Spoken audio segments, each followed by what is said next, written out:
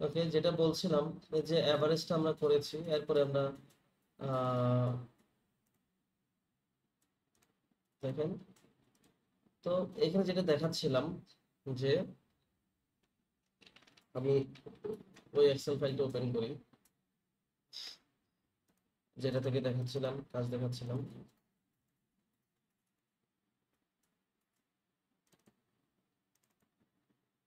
ওকে, এটা তো যেটা বলছিলাম ওই ইয়াতে, এই যে ফাংশন বারে আমি যেখানে ক্লিক করতেছি সেই ফাংশনটা আমার উপরে দেখা যাচ্ছে, এখানে উপরে দেখা যাচ্ছে। ঠিক আছে, তো টোটালের উপর যখন ক্লিক করতেছি আমার এখানে, এখানে ক্লিক করলে 32 দেখাচ্ছে, এখানে ক্লিক করলে 79 দেখাচ্ছে, কারণ এই কলামে এই সেলের সংখ্যাটা হচ্ছে 79। ঠিক আছে, এখানে 98 দেখাচ্ছে, তাহলে টোটালের এই ঘরে এইখানে ক্লিক করলে টোটাল লেখাটা দেখাচ্ছে উপরে ফাংশন বারে। যখন আমি টোটালের এই ঘরে যখন ক্লিক করবো, এখানে দেখা যাওয়ার কথা হচ্ছে 549, কিন্তু দেখাচ্ছে কি দেখেন উপরে একটা সূত্র। এই সূত্রটা কেন দেখাচ্ছে, কারণ এই কলামে এই সূত্রটা অ্যাপ্লাই করেছি। ঠিক তেমনি এই ছোট্ট একটা সূত্র বোঝাতে আমার কত সময় লেগেছে আপনাদেরকে ভালোভাবে বোঝানোর জন্য। তাহলে দেখেন এই ইয়াতে রেজাল্ট শিটে গ্রেড পয়েন্ট যে সূত্রটা আছে, সেটার সূত্রটা দেখেন কত বড়। দেখেন এই যে কত বড় সূত্র দেখতে পাচ্ছেন, এটা বোঝাতে পুরো দিন লেগে যাবে, আমার পক্ষে সম্ভব না। আর এই কাজ আমাদের ফ্রিল্যান্সিং ক্যাটাগরি তেমন একটা আসবে না। যারা নিজেদের জানার জন্য নিজেরা যদি কোনো স্কুল কলেজ ইউনিভার্সিটি যদি টিচিং করেন, সেটা যদি রেজাল্ট শিট বানাতে হয়, তাহলে নিজেদের আপনাদের বানানোর জন্য আমি একটা আমাদের ফেসবুক গ্রুপে একটা গ্রেড পয়েন্ট কিভাবে বের করতে হয় সেটা একটা এক্সেলের একটা ফাইল দিয়ে দেবো, সেটা দেখবেন, সেটা দেখে নিজেরা নিজেরা করবেন। ঠিক আছে, এরপর আমরা দেখবো। আচ্ছা, আমি একটা জিনিস স্কিপ করে ফেলেছি, আমরা যোগ করেছি, এভারেজ করেছি, ভাগ বিয়োগ গুণ এগুলো কিছু করি নাই। তাহলে যোগ আমরা করতে পারতেছি ইজিলি। যেমন মনে করেন আমি এই দুইটা সেলকে যদি যোগ করতে চাই, আরো আরো সিম্পল ভাবে যদি করতে চাই, আমি এখানে সমান চিহ্ন দিলাম, এই সেলটাকে সিলেক্ট করলাম, যোগ দিলাম, তারপরে এই সেলটাকে সিলেক্ট করলাম, এন্টার বাটনে ক্লিক করলাম, এই দুইটার যোগফল কত, 185।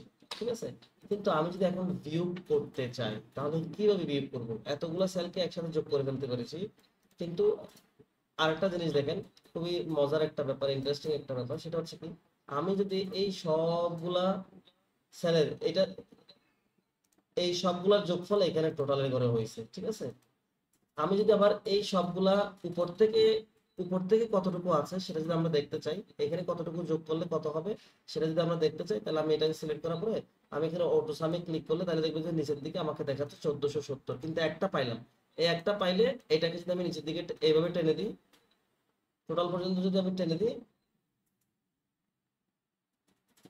দেখেন টোটালটা আমি এখানে পাচ্ছি। আবার এটা এটুকু পর্যন্ত চাই দিলে এগুলোর টোটাল পাবো। ঠিক আছে, কিন্তু এইটা করার আরেকটা সুন্দর সিস্টেম হচ্ছে কি, একটা না করে আপনি সবগুলো একসাথে করতে চাইলে এই সবগুলোকে সিলেক্ট করলেন, অল্টার, কিবোর্ড থেকে অল্টার এন্টার বাটনে ক্লিক করলে, আচ্ছা এটা মনে হয় দাঁড়ান, এতটুকু এই শর্টকাটটা কাজ করতেছে না কেন?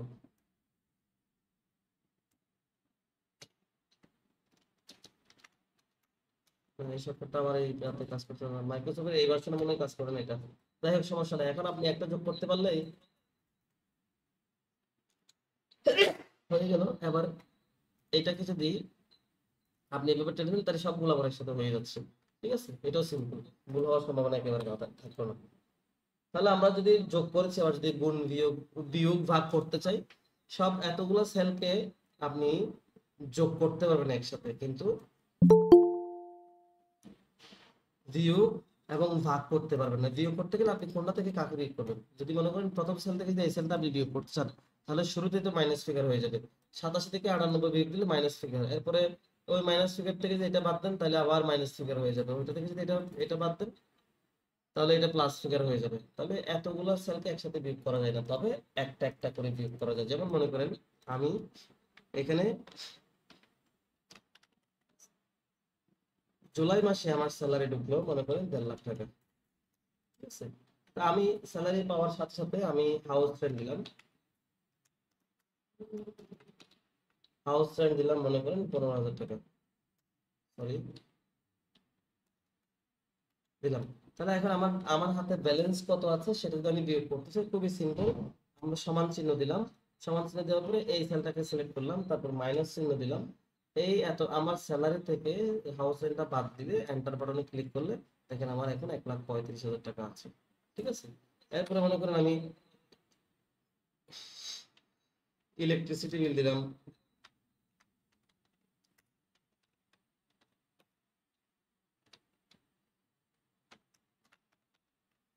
মনে করেন ইলেকট্রিসিটি বিল দিলাম আমি 5,000 টাকা।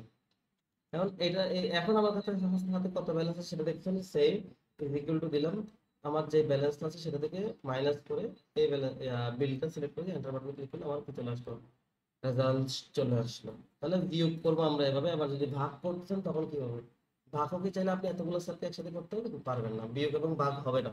আপনি কোন সেলকে দিয়ে ভাগ দিবেন, এখানে কি কোনো শর্ত দিয়েছে যে প্রথম সেলকে দ্বিতীয় সেল দ্বারা ভাগ দেন, অথবা দ্বিতীয় সেলকে তৃতীয় সেল দ্বারা ভাগ দেন, এভাবে কি কোনো শর্ত দিয়েছে?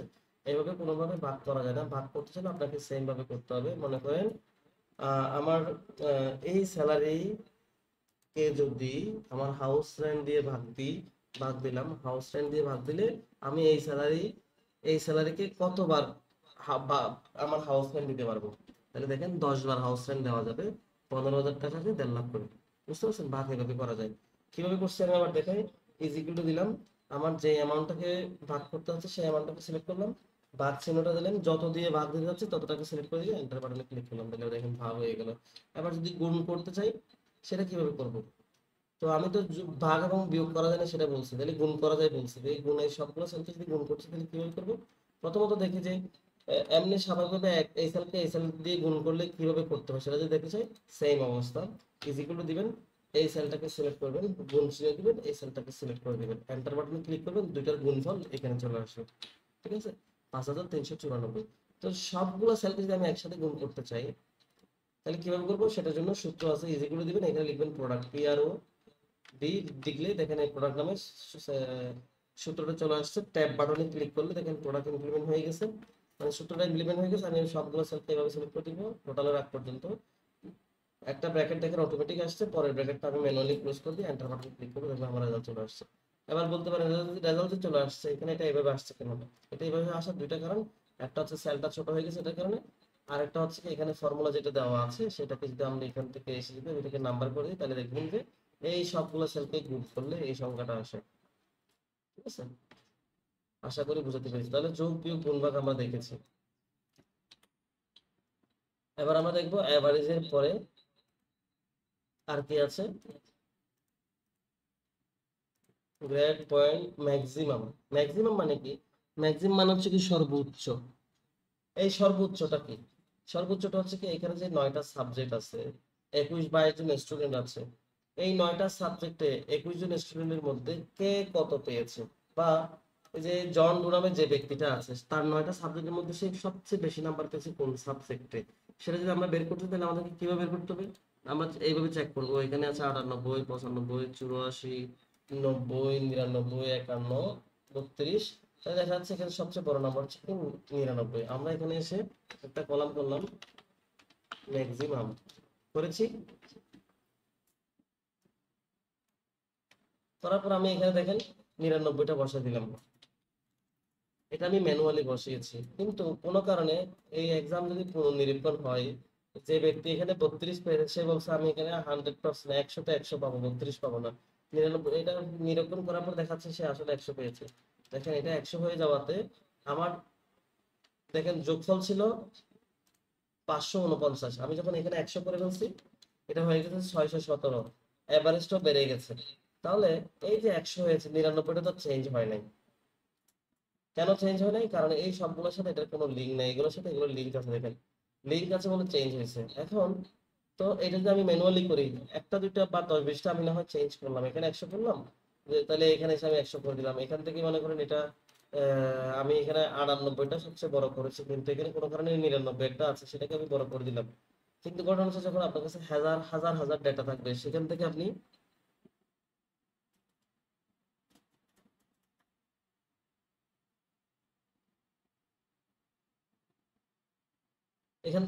কিভাবে সবগুলোকে চেঞ্জ করবেন? তো সেটার জন্য আমরা এটাকে লিঙ্ক করবো কিভাবে, আমরা লিঙ্ক করার জন্য এখানে সূত্র অ্যাপ্লাই করব। সূত্রটা কিভাবে অ্যাপ্লাই করব? ইজ ইকুয়াল দিব, আমরা এখানে লিখব max, M A x, max লিখেছি। ম্যাক্স সূত্র আমাকে সাজেস্ট করতেছে, ট্যাব বাটনে ক্লিক করলাম, এই সবগুলো সাবজেক্টকে সিলেক্ট করে দিলাম টোটালের আগ পর্যন্ত, ব্র্যাকেটটা দিলাম, তারপর এন্টার বাটনে ক্লিক করলাম। দেখেন 100টা চলে, 100 নাম্বারটা সবচেয়ে বড় নাম্বার, সেটা চলে আসছে। কিন্তু এখান থেকে যদি আপনি এটাকে 100 কে যদি 30 করে ফেলেন, তাহলে দেখবেন যদি 100 এর পরে যেটা সবচেয়ে বড় নাম্বার সেটা চলে আসবে। দেখেন 99 হয়ে গেছে অটোমেটিক। 99টাকে আমি 35 করে দিই, তাহলে 99 এর পরে সবচেয়ে বড় নাম্বার কোনটা সেটা এখানে চলে আসবে। দেখেন 98 অটোমেটিক হয়ে গেছে এখানে 98, আমি কিছু করিনি।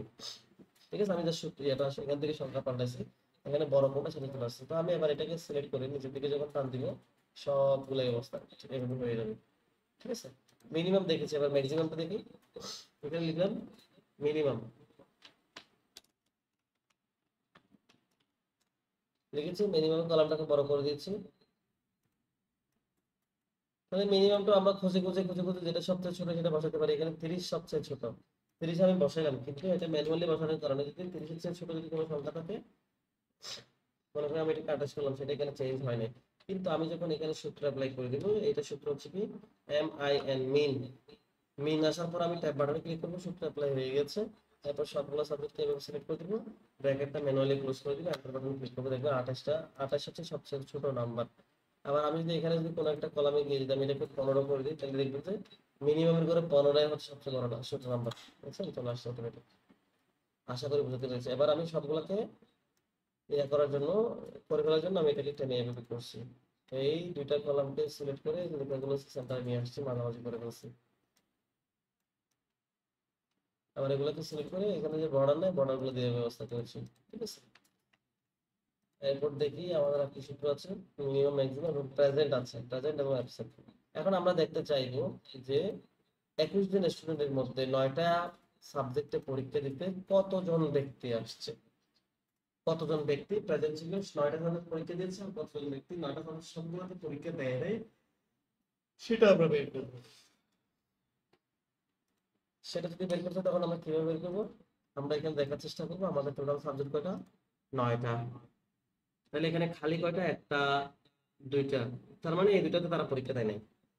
যদি পরীক্ষা দিত, কম হলো 1, 2 বা 0 হলেও থাকতো, সে পরীক্ষা দেয় নাই বলে এগুলো ব্ল্যাঙ্ক হয়ে আছে। তো এখন আমি এখানে আরেকটা, এখানে একটা কলাম করে আমি যদি এখানে লিখি প্রেজেন্ট, আমি প্রেজেন্ট লিখেছি, তাহলে আমি দুইটা ঘর খালি পেয়েছি। তাহলে আমার এখানে টোটাল সাবজেক্ট হচ্ছে কি 9টা, আমি 9টা থেকে দুইটা চলে গেলে এখানে 7 আমি লিখতে পারি।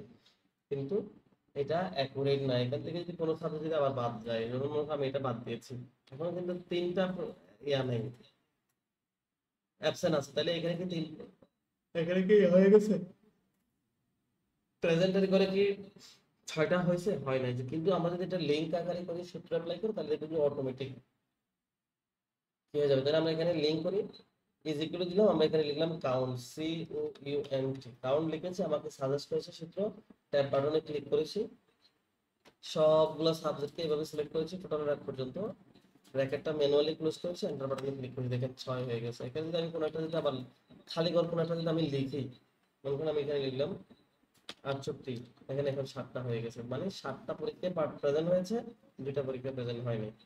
ঠিক আছে, এই 7টাকে আমি ক্লিক করে ড্র্যাগ করে নিচের দিকে ড্রপ করে দিলাম, কোন কোন স্টুডেন্ট কয়টাতে অ্যাবসেন্ট ছিল সেটা এখানে দেখেন, প্রেজেন্ট এখানে দেখা যাচ্ছে 9 9 9, দেখেন 7টা 7টা 8টা 7টা এভাবে দেখাচ্ছে। এরপরে কলামে আমরা এখানে করবো কি অ্যাবসেন্ট। আচ্ছা, অ্যাবসেন্ট তো খুব ইজি, আমি এখানে 9 ইজ ইকুয়াল দিলাম, 9 দিলাম, এর থেকে মাইনাস দিয়ে কতটাতে প্রেজেন্ট ছিল সেটা যদি আমি এখানে ওই টোটাল সাবজেক্ট মাইনাস প্রেজেন্ট করলে অ্যাবসেন্ট কতটা আছে সেটা বের হয়ে যাবে, তাই না? তো এখন কথা হচ্ছে যে আমি তো 9 তে ক্লিক করেছি, আমার সাবজেক্ট তো বাড়তেও পারে কমতেও পারে, এটা হইতে পারে না, তাহলে এই সূত্রটা তখন কাজ করবে না। যদি কোনো একটা সাবজেক্ট অটোমেটিক বেড়ে যায়, তাহলে এই সূত্রটা তখন কাজ করবে না। এই জন্য আমরা এই ধরনের শর্টকাট সূত্র এখানে না করে আমরা এখানে লিখবো এই সূত্রটা, এখানে কি করলাম, is equal to, sorry is equal to দিলাম, সেখানে লিখলাম কাউন্ট ব্ল্যাঙ্ক, কাউন্ট ব্ল্যাঙ্ক, দেখেন ওই ব্ল্যাঙ্কে ক্লিক করেছি, ট্যাব বাটনে ক্লিক করেছি, এরপর সবগুলো সাবজেক্ট আমি সিলেক্ট করে দিয়েছি, সিলেক্ট করেছি, ব্র্যাকেটটা ক্লোজ করে দিয়েছি, এন্টার বাটনে ক্লিক করে দেখেন দুইটা চলে আসছে। এই দুইটা হচ্ছে অ্যাকচুয়াল, এখান থেকে কোনো একটা বাদ দিলে দেখবেন এটা তিনটা হয়ে যাবে। আবার এখানে যেটা বাদ দিয়েছি সেখানে যদি আমি আবার লিখে দিই তাহলে দুইটা হয়ে যাচ্ছে। এখানে যেটা খালি আছে সেখান থেকে একটা আমি লিখতেছি, সেটাও এখানে দেখবেন যে একটা হয়ে যাবে, অ্যাবসেন্ট একটা হয়ে যাবে, প্রেজেন্ট একটা হয়ে যাবে। তাহলে আশা করি আমরা বুঝতে পারতেছি এই প্রেজেন্ট এবং অ্যাবসেন্ট আমাদের এক্সেলে অনেক ক্ষেত্রে কাজে লাগবে।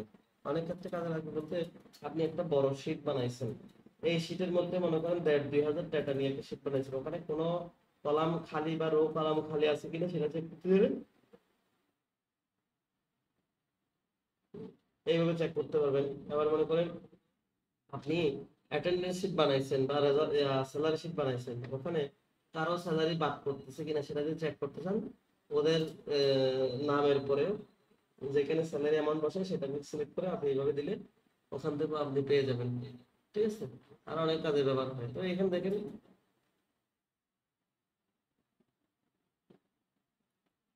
অ্যাবসেন্টটাকেও আমি সবগুলাকে টেনে দিচ্ছি।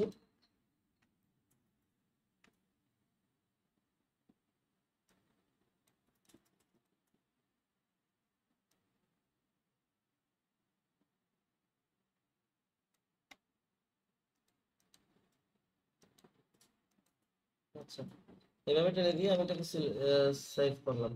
এবার আমি এই সবগুলো এটা পুরোটাকে সিলেক্ট করার পরে এখানে এসে মার্জ একটা যখন করে দিবি সবগুলো একসাথে আমার হয়ে গেছে। এটাকে সিলেক্ট করে বর্ডার লাগাই দিলাম।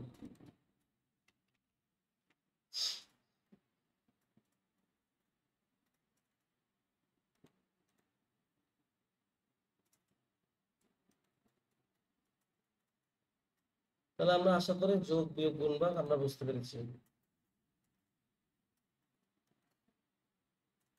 যোগ বিয়োগ গুণ ভাগ এভারেজ মিনিমাইজ ম্যাক্সিমাইজ, তারপর হচ্ছে কি প্রেজেন্ট অ্যাবসেন্ট, এগুলো সবগুলো আমরা দেখেছি। ঠিক আছে, এখানে আর দেখার কি আছে আমরা দেখি।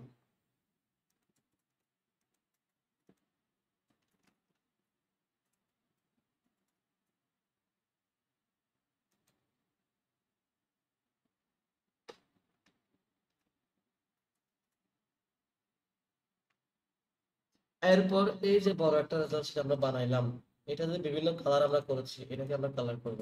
কালার করবো কিভাবে, এই রো কলাম গুলোকে আমরা কালার করবো কিভাবে করি সেটা আমরা একটু দেখি।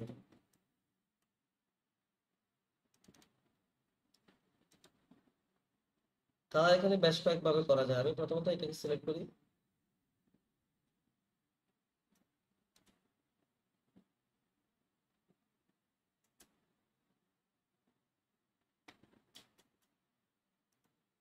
ঠিক আছে, দেখেন কত সুন্দর একটা রেজাল্ট হয়েছে। এবার আমরা যেটাকে কালার করতে চাই এই টেবলটাকে, তাহলে এগুলো সিলেক্ট করলাম, দেখেন এখানে ফরম্যাট টেবল যখন ক্লিক করছি বিভিন্ন স্টাইলে টেবল এখানে দেখা যাচ্ছে, যেটাতে ক্লিক করবেন আপনার টেবলটা সেটার মতো হয়ে যাবে। বুঝছেন, দেখেন কত সিম্পলি একটা সিলেক্ট করছি, ক্লিক করছি, কালার হয়ে গেছে দেখেন।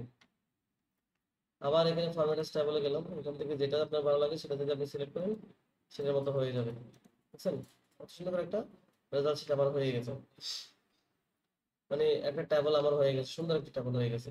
আমি যদি এটাকে এইভাবে নিজে কালার, এইভাবে কালার গুলো এখান থেকে সিলেক্ট না করে নিজে কালার করে শিখতেছে, তাহলে কিভাবে করবো? ম্যানুয়ালি যদি নিজে কালার কালার করছে, তাহলে আমি মনে করি এই উপরের লাইনটাকে সিলেক্ট করলাম, এখান থেকে একটা কালার দিলাম।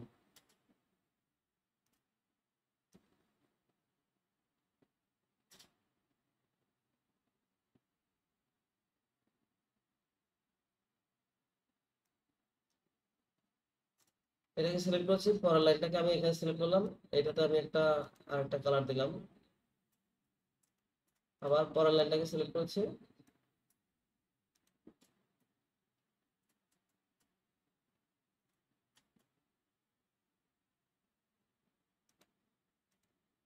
সিলেক্ট করলাম, দুটো সিলেক্ট করলাম, তিনটা সিলেক্ট হয়েছে, একটা সাদা আর বাকি দুটো কালার। এই তিনটাকে সিলেক্ট আমি কি এখন বারবার বারবার এখানে গিয়ে গিয়ে এই যে এটাকে সিলেক্ট করবো এইভাবে, তারপরে শুরুতে যে কালারটা দিয়েছিলাম,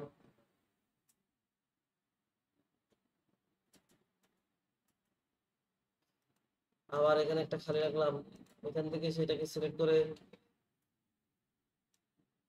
এখান থেকে কালার, না এটা তো কালার দিতে হলে, হ্যাঁ এভাবে কালার, তাহলে এভাবে এভাবে কি করা সম্ভব?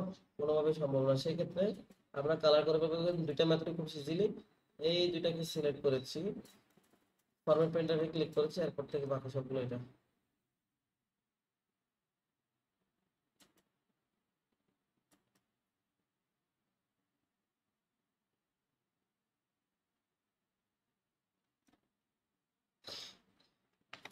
দেখেন এই দুইটাকে সিলেক্ট করেছি আমি, সিলেক্ট করার পরে ফরম্যাট পেইন্টারে দিয়েছি, এরপর থেকে দেখেন এই দুইটা, এই সবগুলো আমার যতটুকু রো আছে ততটুকু রোকে আমি সিলেক্ট করে দিয়েছি। দেখেন অটোমেটিক সবগুলো এটার মতো হয়ে গেছে। বুঝেন নাই? আমি আবার বুঝাই। দেখেন আমি এই লাইনটাকে একটা কালার করেছি, মনে করো আমি এই কালারটা করেছি, তারপর দ্বিতীয় লাইনটাকে আমি সাদা রেখেছি। এই দুইটা রোকে আমি সিলেক্ট করে এখান থেকে ফরম্যাট পেইন্টারে ক্লিক করছি, এরপরে যতটুকু থেকে আমি এই কালারগুলো করছি ততটুকু লিখে আমি সিলেক্ট করে দিয়েছি। দেখেন অটোমেটিক কালার হয়ে গেছে।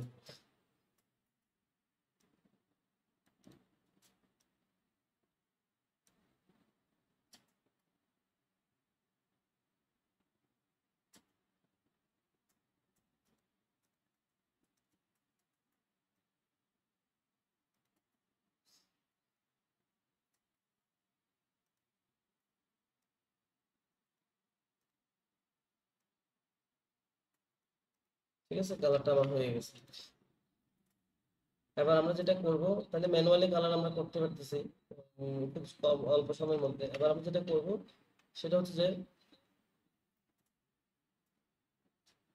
এই যে এতগুলা সাবজেক্টে কোন কোন স্টুডেন্ট কোন কোন সাবজেক্টে কত কত পেয়েছে, সেটা যদি আমরা স্পেসিফিক করে দেখতে চাই, বা আপনাকে যদি বলা হয় এখানে 500 550 জন স্টুডেন্ট আছে, এই স্টুডেন্টদের মধ্যে আপনি আপনার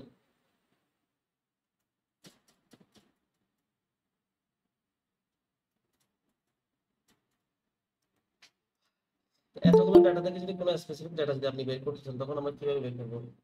তখন আমরা বের করার জন্য আমাদেরকে এইভাবে বড় করে দেখতে হবে। দেখার পরে এখান থেকে দেখে যাবো, যেমন আমি এখানে স্টিফেন হকিং এর ডাটাগুলো আমি বের করতে চাচ্ছি, তাহলে আমি এখানে লিখলাম, দেখলাম যে 27 আছে, 29 আছে, 30 আছে, 63 আছে, 86 আছে, 87 আছে, 98 আছে।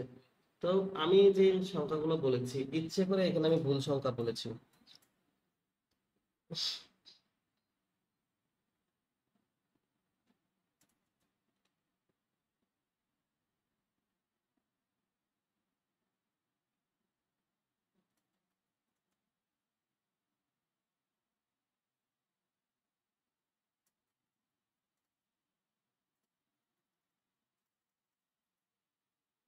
আচ্ছা, তো এখান থেকে আমি ইচ্ছে করে ভুল কয়েকটা বলেছি, উপরে এবং নিচে বলেছি। কেন বলেছি জানেন?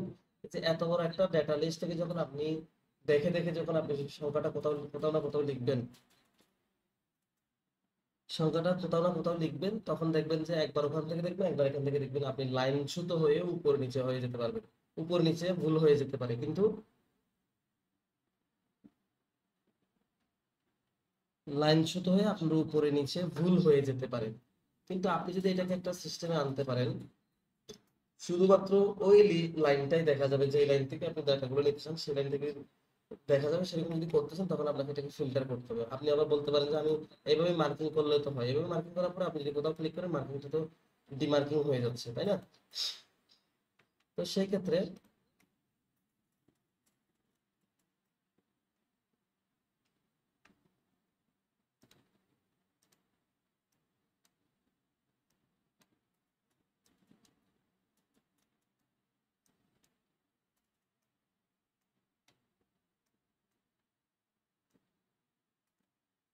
আচ্ছা, তো সেক্ষেত্রে আমরা যদি এটাকে স্পেসিফিক করে একটা একটা দেখতে চাই, তখন আমরা কি করব? তখন আমরা এই যে নামের যে লিস্ট উপরে যে একটা হেডিং আছে, এই হেডিংটাকে আমরা ফিল্টার করব। ফিল্টার করার পরে এখান থেকে আমরা কাজ করবো। দেখেন সিরিয়ালটাকে সিলেক্ট করলাম, অ্যাবসেন্ট পর্যন্ত নিয়ে গেলাম, এখানে দেখেন ফিল্টার ক্লিক করলাম, এখানে সর্ট এন্ড ফিল্টার, ফিল্টার যখন আমি ক্লিক করলাম, দেখেন যে এখানে একটা স্পেসিফিক একটা ই চলে আসছে, পয়েন্ট চলে আসছে, যেটা আগে ছিল না। তো এখন আমি নামের করে ক্লিক করে যদি এখান থেকে এসে যদি এই দেখেন সিলেক্ট অলে ক্লিক করলে সবগুলো সিলেক্ট হবে, একবার ক্লিক করলে সবগুলো সিলেক্ট হবে, আরেকবার ক্লিক করলে সিলেকশনটা উঠে যাবে। তো আমি এখানে ইয়া করেছি, ক্লিক করে সিলেক্ট তুলে ফেলছি। তারপর আমি এখান থেকে একটা একটা করে দেখতেছি। মনে করুন আমি এখানে মার্ক জোকারবার্গের বা জাকারবার্গের রেজাল্ট দেখতে হবে। তো এইভাবে আমি এসে এখানে মার্ক জাকারবার্গটা সিলেক্ট করলাম, ওকেতে ক্লিক করলাম, শুধুমাত্র জাকারবার্গ আসলো। অথবা এখানে যদি হাজার হাজার নাম থাকে, তখন কি আপনি এইভাবে এইভাবে দেখে দেখে দিতে পারবেন? তখন আপনি এখানে কি করবেন? সার্চ করবেন। আমি এখানে লিখলাম MARK, মার্ক, অথবা MURK, মার্ক। দেখছেন মার্ক চলে আসছে। আচ্ছা, MURCK মার্ক। ঠিক আছে, এতটুকু লিখলাম আমি, এটা সিলেক্ট হয়ে গেছে। ওকেতে ক্লিক করে দেখবেন যে শুধুমাত্র জোকারবার্গের ইয়াটা আসছে, জাকারবার্গের কি আসছে, রেজাল্টটা আসছে। জাকারবার্গের রেজাল্টটা যদি আসে, এখন আপনি এখানে লিখতে গিয়ে ঘুমান জিমান, 2 দিন পরে ঘুম থেকে উঠে আবার লিখেন, ভুল হওয়ার সম্ভাবনা আছে, কারণ এখানে তো একটা ডাটাই আছে, আপনি যেহেতু ভুল করতে পারবেন না, উপরে নিচে তো আপনি লাইন তো হতে পারবেন না। এখন আবার বলতে পারেন যে এত কষ্ট করে 21-22 জন একটা রেজাল্ট শিট বানিয়েছে, তাহলে এগুলো কি বাকিগুলো কি ডিলিট হয়ে গেছে? ডিলিট হয় নাই। এই যে দেখেন এখানে একটা, এই ফিল্টার এবং এই ফিল্টারের মধ্যে তফাৎ দেখেন। এই ফিল্টারটা ফিল্টার হয়ে গেছে, এখানে যখন আমরা ক্লিক করব, ক্লিয়ার ফিল্টার ফ্রম নেমে যখন ক্লিক করছি, তাহলে দেখেন আমার সমস্ত ফিল্টারটা আবার আগের মতো চলে আসছে। আবার যদি এখান থেকে এসে যদি আমি কোনো ডিসিলেক্ট করে দিই, আমি যদি এখানে শুধুমাত্র ডোনাল্ড ট্রাম্পেরটা দেখতে চাই, ডোনাল্ড ট্রাম্পেরটা সিলেক্ট করলাম, ওকেতে ক্লিক করলাম, ডোনাল্ড ট্রাম্পেরটা আসার কারণটা নেই। আবার এখানে এসে যদি আমি ক্লিয়ার ফ্রম ফিল্টারে ক্লিক করি, অথবা এখানে সিলেক্ট অলে ক্লিক করি, তাহলে দেখবেন যে আমার আগের মতো এটা চলে আসছে। আশা করি বুঝাতে পেরেছি।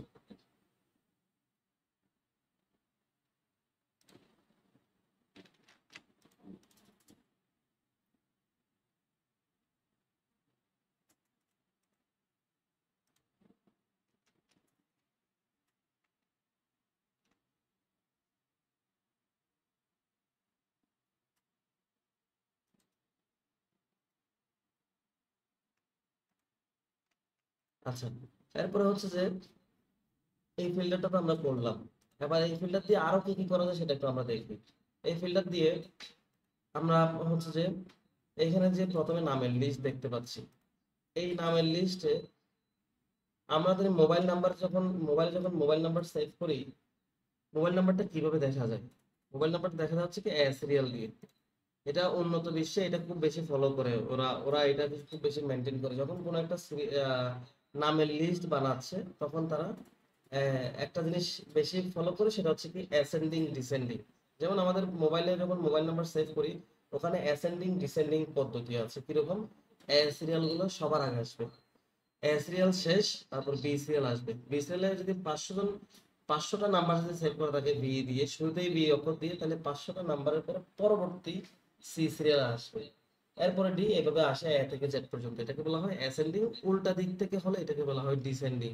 তো যদি কোনো লিস্ট এরকম করে বানায় উন্নত বিশ্বে, বিশেষ করে বাইরের দেশে, বাংলাদেশের বাইরে, তারা অ্যাসেন্ডিং ডিসেন্ডিং পদ্ধতি ফলো করে। যখন আমি কোনো রেজাল্ট শিট না, রেজাল্ট শিট তো সিরিয়াল রোল নাম্বার অনুযায়ী সবার নাম আগে এবং পরে আসে, কিন্তু অন্যান্য ডেটার মধ্যে যেই ডেটাগুলো সিরিয়াল দিয়ে শুরু, সেটা আগে আসবে, তারপর বি আসবে, তারপর সি আসবে। তো এরকম করার জন্য আমাদেরকে ফিল্টার থেকে করতে হবে। এই ফিল্টারের এই অংশে ক্লিক করে দেখবেন যে sort A to Z, A to Z যখন আমি দিব, সবার আগে সিরিয়াল নাম্বার আসবে দেখেন এখানে।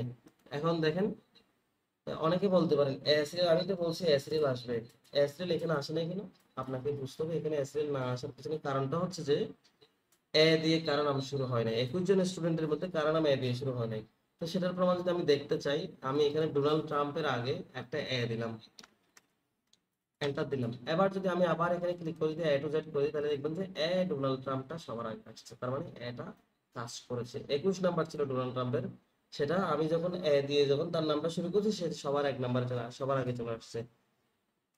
9 নাম্বারটা সবার শেষে চলে গেছে।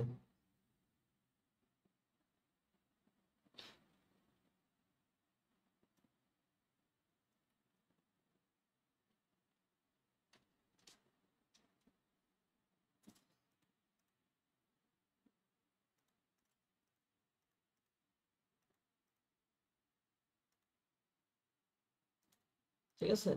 তো আহ, এখন আমি যদি এটা কেটে দিই, আবার যদি এ টু জেড করি, তখন দেখবেন যে এই ডোনালটা বাদ থাকবে না, আবার বি দিয়ে শুরু হয়ে যাবে। ঠিক আছে? উল্টা দিক থেকে করতে চাইলে যে জেড টু এ, তাহলে সবার আগে জেড থেকে শুরু হয়েছে, এখানে জেড দিয়ে কারণ নাম নেই বলে এইভাবে দেখা যাচ্ছে। ঠিক আছে? এখন আহ, এই কলামে দেখেন আসছিল যে এটা তো আমি এ টু জেড করেছি, এ টু জেড করেছি হয়েও গেছে। কারণ হচ্ছে কি, এই কলামের নিচের দিকে সবগুলো হচ্ছে অ্যালফাবেটিক্যাল কি লেটার, অ্যালফাবেটিক্যাল লেটারের কারণে এখানে যখন ক্লিক করছি এ টু জেড আসছে। কিন্তু এই কলামগুলোতে, এই রোগুলোতে কি কোনো এ বি সি ডি আছে? এখানে যদি আমি ক্লিক করি, এ টু জেড কি হবে? হবে না। এবং হবে না যে সেটাই এখানে আছে। আমি আপনার প্রশ্ন থাকতে পারে, যদি আমি এখানে ক্লিক করে এ টু জেড দেখাই, আপনি আমার প্রশ্ন আসতে পারে এখানে তো এ বি সি ডি নাই, তাহলে এ বি সি ডি আসছে কোথা থেকে? এক্সেল সেই জায়গায় অনেক অনেক বুদ্ধিমত্তার কাজ করেছে। এআই দিয়ে কাজ করেছে, সেটা হচ্ছে কি আমি যখন এখানে ক্লিক করবো অটোমেটিক সিলেক্ট হয়ে যাবে। দেখেন smallest to largest, largest to small, এখানে কিন্তু এ আর বি নেই। Smallest to largest, largest to smallest মানে কি সর্বোচ্চ নাম্বার থেকে সর্বনিম্ন নাম্বার, সর্বোচ্চ ছোট নাম্বার, সবচেয়ে বড় নাম্বার এবং সবচেয়ে ছোট নাম্বার। তো আমি যদি এখানে ক্লিক করি স্মলেস্ট টু লার্জেস্ট, ছোট থেকে বড়, ঠিক আছে, এটা যদি আমি ক্লিক করি, এই আর্টসিওলজি সাবজেক্টে সবচেয়ে কম নাম্বার পেয়েছে ইলন মাস্ক, সে পেয়েছে 12, তার চেয়ে একটু বেশি পেয়েছে জন ডু, তার চেয়ে একটু বেশি পেয়েছে বিল গেটস, তার চেয়ে একটু বেশি পেয়েছে স্টিফেন হকিং, সবচেয়ে বেশি পেয়েছে ল্যারি ট্রস্ট, ঠিক আছে। আবার যদি আমি এদিক থেকে উল্টা দিক থেকে করি, লার্জেস্ট টু স্মলেস্ট, সবচেয়ে বড় বেশি নাম্বার কে পেয়েছে সেটা হচ্ছে কি ল্যারি ট্রস্ট, ঠিক আছে। আবার এখানে আরেকটা কাজ করা যায়, সেটা হচ্ছে কি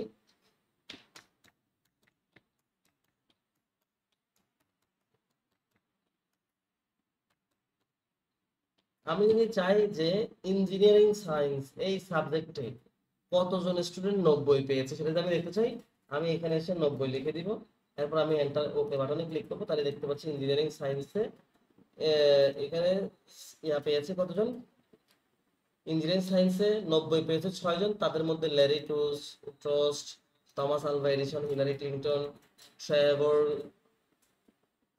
ওয়েনার, তারপর হচ্ছে কি রিক ভ্যালেন্সিয়া, জু মর্গান, এরা পেয়েছে, ঠিক আছে। তাহলে আমরা এইভাবে বের করে ফেলতে পারতেছি। এইটাতে এসে যদি আমি দেখতে চাই যেখানে যে 80 কতজন পেয়েছে, এখানে কেউ 80 পাই নাই। আমি যদি দেখি এখানে 61 পেয়েছে কতজন, তাহলে দেখেন একটা 61 মানে আমি পাচ্ছি, ওটাতে ক্লিক করছি, দেখেন একজন একজন ব্যক্তি 61 পেয়েছে। তাহলে আমরা খুব ইজিলি এই সিস্টেমগুলো আমরা করে ফেলতে পারতেছি। এবার আসি আমরা টোটালের ঘরে। টোটালের ঘরে এসে যদি আমরা দেখি লার্জেস্ট নাম্বার, সবচেয়ে বেশি নাম্বার কে পেয়েছে সেটা যদি আমরা দেখি, এভাবে আনতেছি সবচেয়ে কম নাম্বার, টোটাল করে সবচেয়ে কম নাম্বার পেয়েছে স্টিভেন হকিং, 900 নাম্বারের মধ্যে মাত্র পেয়েছে 295, 900 নাম্বারের মধ্যে। তাহলে সবচেয়ে বেশি নাম্বার কে পেয়েছে যদি দেখতে চাই, লার্জেস্ট টু স্মলেস্ট, দেখতেছি ডোনাল্ড ট্রাম্প 784 নাম্বার পেয়েছে আউট অফ 900 এর মধ্যে। তাহলে দেখেন আমরা এটা যদি এই যে সিরিয়াল নাম্বারটা যদি আমি একটুর জন্য যদি মনে করি এটা আমার রোল নাম্বার, তাহলে এই পরীক্ষার পরে রোল নাম্বার বের করতে গিয়ে আমার যে 2-3 মাস অপেক্ষা করতে হবে। আগেকার দিনে যখন আমরা ক্লাস 4, 5, 6-এ যখন ছিলাম, 2002-3 সালের কথা, তখন এত বেশি কম্পিউটারের ব্যবহার ছিল না। আমাদের পুরা স্কুলে মিলে একটা কম্পিউটার ছিল, সেটা মানে 2-3টা কম্পিউটার ছিল, এটা হচ্ছে কি কম্পিউটার ল্যাবে।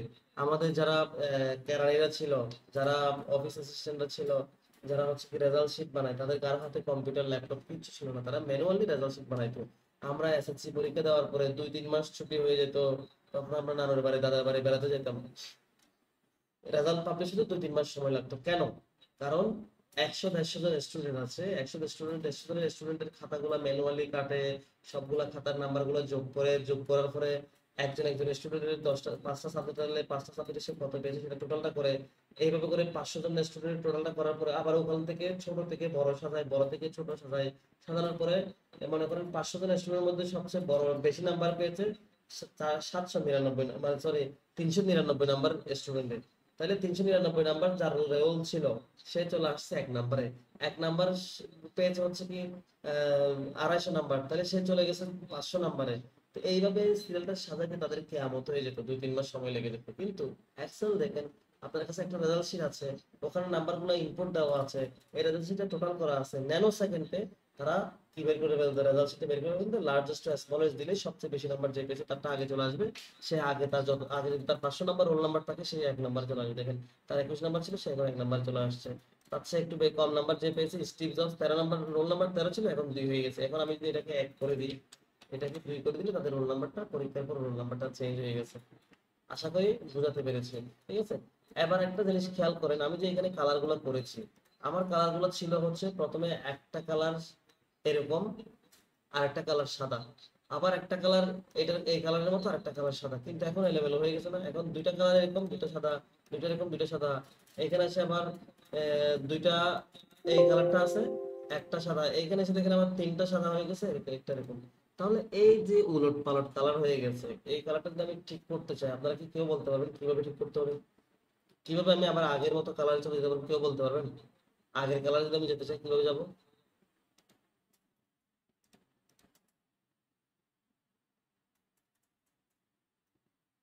আগে যেভাবে কালার ছিল সেভাবে যদি যেতে চাই কিভাবে যাবো?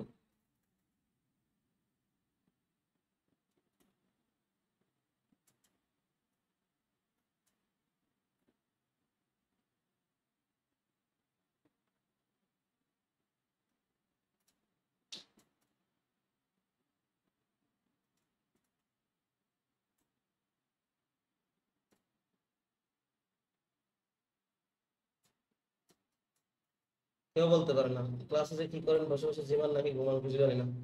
যাই হোক, তো এটা যদি আমরা ঠিক করতে চাই, অনেকে বলবে আন্ডু দিলে আগের মতো হয়ে যাবে, অথবা কালার গুলো চেঞ্জ করে দিলে আগের মতো হয়ে যাবে। এখানে কিন্তু এই যে ছোট থেকে বড়, বড় থেকে ছোট, এই জিনিসটা একটা জিনিস খেয়াল করেছেন কিনা জানি না, এটা যদি খেয়াল করেন, এটা আমরা বড় থেকে ছোট এইখানে করলে দেখেন এরকম হয়ে যাচ্ছে, কালার ঠিক হচ্ছে না। কিন্তু আমি যদি এটাকে রোল নাম্বারে করি, সিরিয়াল নাম্বারে করি, তাহলে সিরিয়াল নাম্বারে 1 নম্বরে সবুজ ছিল, তারপর 2 নম্বরে সাদা ছিল, তারপরে সিরিয়াল বাইতে যদি ছোট থেকে বড় সাদা, তাহলে ছোট থেকে সিরিয়াল বাই হয়ে যাবে না, 1 2 3 4 এভাবে হবে না? তখন দেখবেন যে আমার আগের কালারটা ঠিকই চলে আসছে। বুঝতে পেরেছি? আজকের ক্লাসটা এইটুকু থাকবে। যতটুকু দেখিয়েছি শুরু থেকে শেষ পর্যন্ত, এই যে শীটটা, এটা আগামী ক্লাসে বাড়ির কাজ হিসাবে জমা দেবেন। এই পর্যন্ত যদি কারো কোনো ক্লাস প্রশ্ন থাকে করতে পারেন। এটা ক্লাস 5 নম্বর ক্লাসের পার্ট 2 ছিল। 6 নম্বর ক্লাসটা ফুল 2 ঘন্টা হবে। আগামী মঙ্গলবারে 6 নম্বর ক্লাস হবে, সবাই উপস্থিত থাকবেন। এরকম 5 জন 7 জন 10 জন নিয়ে ক্লাস করা যায় না, আপনারা সবাই ম্যাক্সিমাম সবাই উপস্থিত থাকার চেষ্টা করবেন।